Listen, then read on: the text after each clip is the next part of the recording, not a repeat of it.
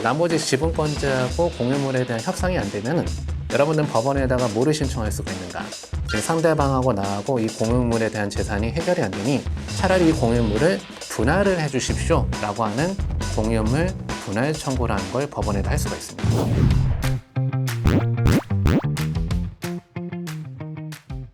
자, 그 다음에 마지막으로 지분견매에 대한 권리 분석에 대해서 같이 한번 배워보도록 하겠습니다. 이 지분견매 물건 말 그대로 그 아파트나 뭐 어떠한 부동산이 전체가 겸해 물건 나온 게 아니라 그 중에 일부 지분만 겸해 나왔다라는 거죠. 제가 일전에 한번 공유자 우선 매수 청구권에 대한 내용을 말씀드리면서 이 지분겸매에 대한 내용도 간단하게 말씀드렸습니다. 예를 들어서 이 아파트가 한 2억 정도 나간 아파트다. 지분 2분의 1씩을 갖고 있어요. 근데 한 공유자에 대한 지분이 겸해물권 나왔다라는 거죠. 그럼 그 지분 2분의 1만 나오다 보니까 2억짜리 아파트의 2분의 1이면은 1억에 대한 권리가 겸해물권 나왔다라는 거고, 보통 그런 지분 겸매는 가격이 싸게 낮춰야 된다고 말씀드렸죠. 한 60% 정도 때 많이 낮춰야 되거든요.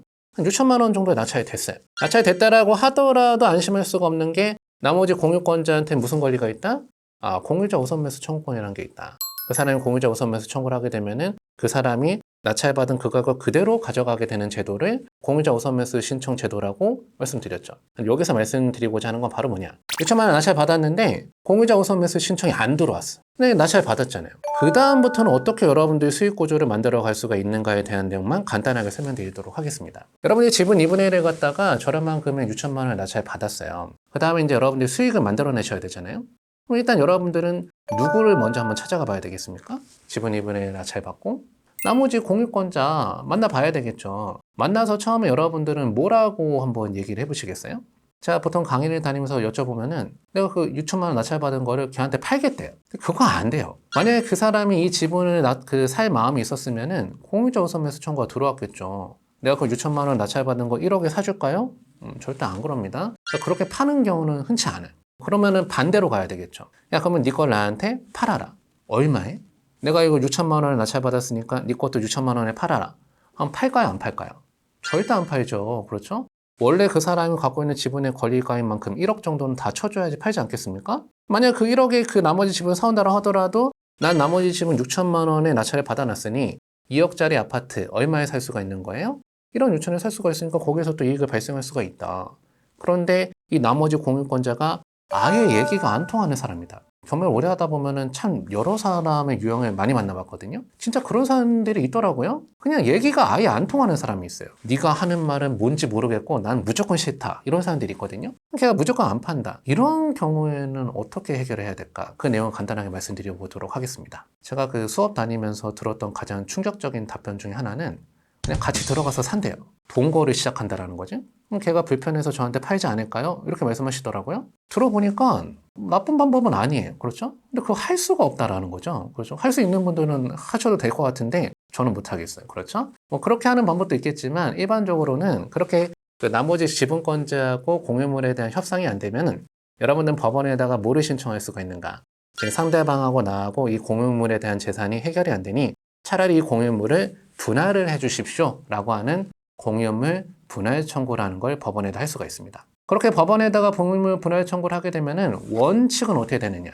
현물 분할이 원칙입니다. 그래, 니네들 공유물을 나눠 가질 거라고 하면은 현물로 나눠 가져라. 근데 그게 현실적으로 가능할까요? 불가능할까요? 아파트를 현물로 2분의 1씩 나눠 가져라. 될까요? 안 될까요? 말도 안 되죠. 그렇죠? 말도 안 되는 것이 한번 만들어 볼까요? 거실하고 안방은 내가 가질 테니 작은 방 2개랑 화장실은 네가 가져라. 이게 협상 될까요? 안 될까요? 협상 안 되죠. 그러면 이제 원칙이 안 되면 예외로 가겠죠. 예외는 어떻게 가게 되는 거냐면은 야, 니네들 현물로 나눠 가질 수가 없으면은 현금으로 나눠 가져라. 이제 법원에서 그 아파트를 현금화해서 돈으로 나눠준다라는 거죠. 그 법원에서 그 아파트를 현금화해서 돈으로 나눠줄 수 있는 방법은 바로 뭘까요?